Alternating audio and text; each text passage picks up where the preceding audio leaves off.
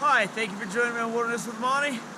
Today I'm going to explore the West Carson River, the West Fork of the Carson River. And I've never fished in here before. I've driven by it a bunch of times on the 88 on my way up to the lakes and the mountains. And it's more like a little creek than a river. So because I don't know where I'm going, I'm just going to fish right here at the lower stretches and just see if I can't get some fish really quick. I just want to get a few casts in before it gets really hot and I start wilting like a piece of lettuce in the sun, because it's gonna be like 95 degrees today or something, and I'm like an old model car. I don't do good in the heat anymore. So we're gonna just go down really quick, see if we can't put a couple of fish together. So without wasting any more of this early morning dusk, let's get back and let's get down there and see if we can't catch a fish or two. I don't even care what it is. This is an interesting stream, I'll tell you that.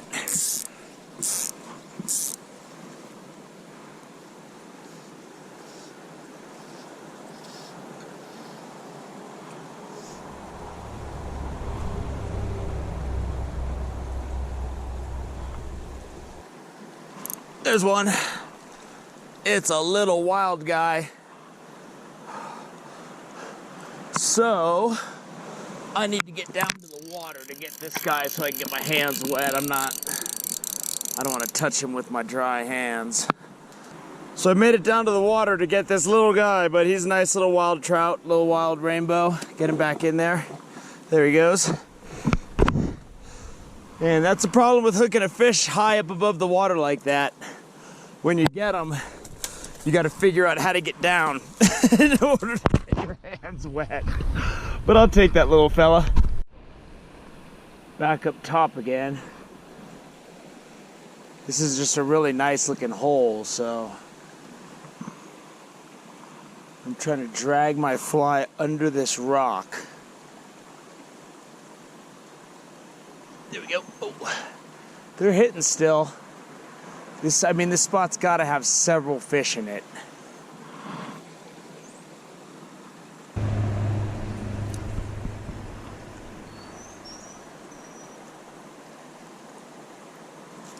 There's one.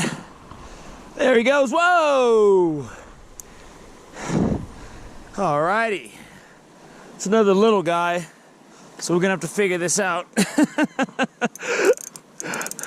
have to climb back down.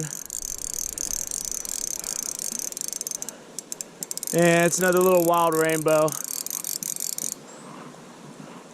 I think I'm done with this spot just because climbing down here is a pain and I don't want to break my leg. But I don't want to yank him up there and dry hand him. Once you get rid of that fish slime, it just opens them up for disease. So let me get on down here. I made it. I'm in the water.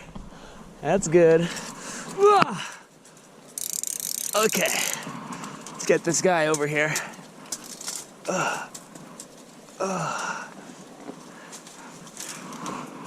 Oh, he came off. He came off. Oh well. So I'm using this little nymph right here. That fish was a little bit bigger than the last one, but not much better. So let's see if I can't get this section with this panther martin.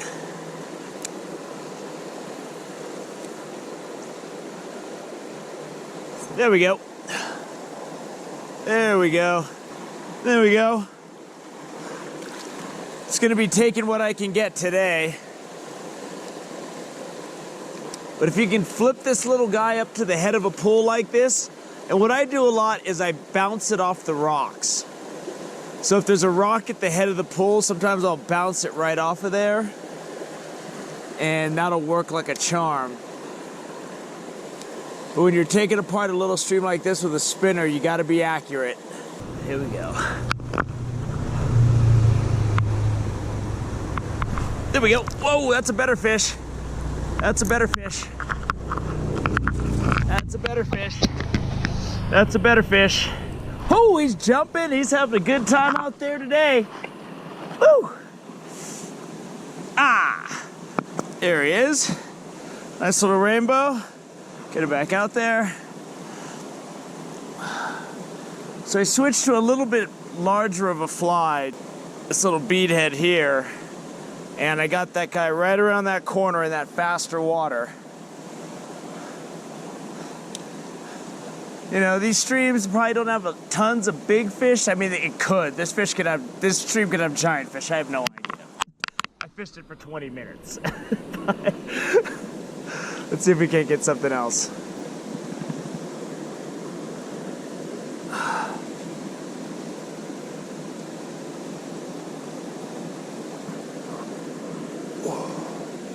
Let's see what's out here.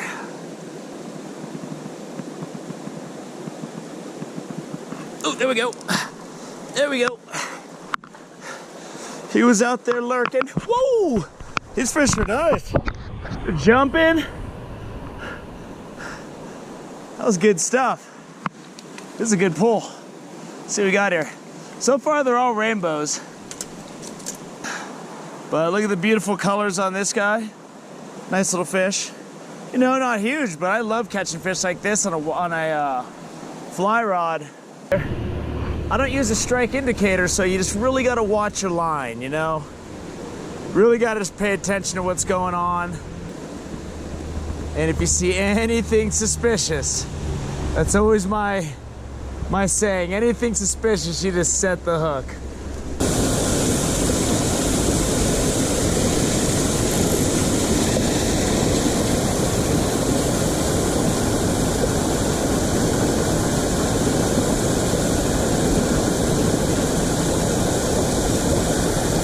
There we go. Ho! Oh no! He's in the waterfall. We gotta chase him. He's not very big. I just caught him in kind of a tough position. So I'm taking him down below so we can take a quick look at him before I let him go. Oh! There we go, nice little wild rainbow. Get him back out there. And I think it's time to move on to a new spot. There's someone camping up above, and you know, it's tough to fish when you gotta go through people's camps, but I mean, this river's everybody's property. I'm fishing. I'm supposed to have fires here, but these people left me a nice grill. So we'll throw that in my car. Next time I'm in a campground, I can go ahead and stick that grill on top of the campfire grill, and that way stuff doesn't fall through it. Usually fish under these bridges. It's a nice stretch of water right there.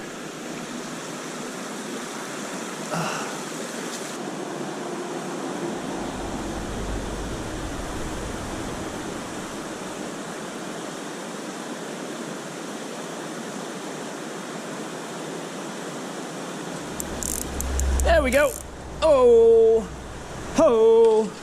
He was in that run deep. And he just nailed that.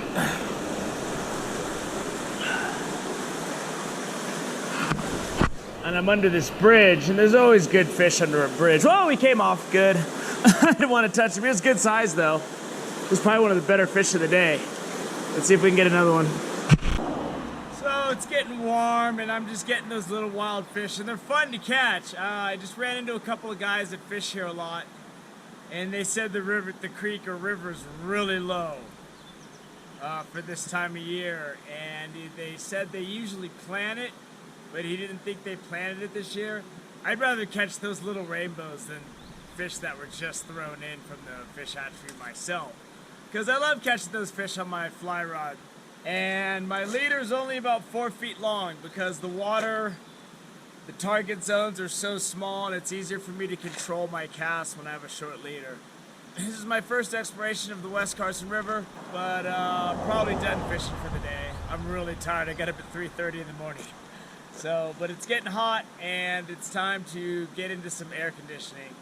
So thank you for joining me on Wilderness with Amani. Until next time.